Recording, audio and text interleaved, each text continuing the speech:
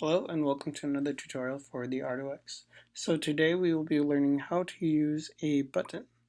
So to use a button, we will have to use something called an internal resistor, and I will show you how to use that later on when we do the pull-up. So first off, let's start by putting in our void setup and void loop protocols.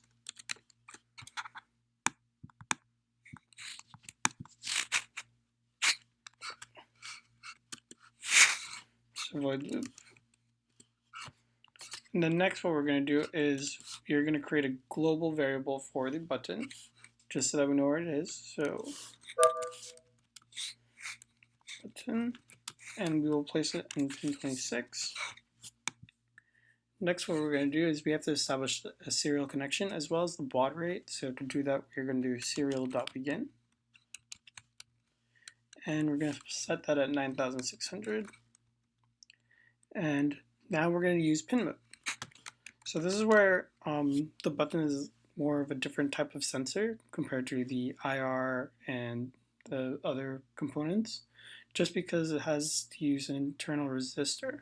So to do this, what you're going to do is you're going to put input pull up instead of just input. So you're going to type in button and then input pull up. If you do it right, it should turn blue. And pretty much what it is this uses the internal resistor within the board, and it just controls how much electricity is going through this component. I'll show you why this is important later on. Next, we're going to go into the void loop. We're going to create a global variable to store the readout from the button. So to do that, we're going to do int button value. And then we're going to do digital read. And then type in button. So pretty much it's just going to display whatever number that we are getting from the button. And then we're going to print that out on the serial monitor. I'm going to put button value.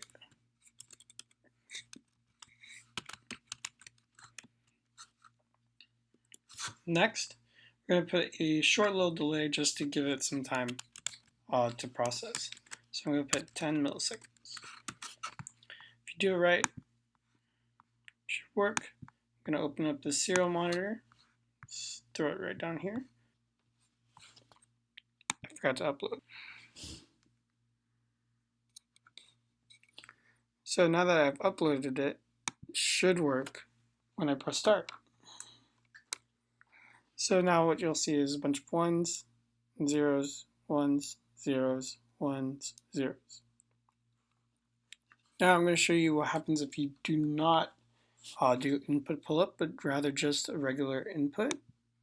So I'm just going to delete this right here. We should just say input.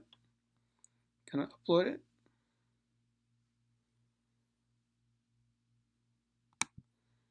What you're going to see when I press start, it's always 1. And now it doesn't even read back to 0. So this is because it's really hard to control whether it's a 1 or 0, but that's why we use the internal resistor. It's just easier for us to see the numbers from here. Thank you for watching this tutorial. Stay tuned for next time.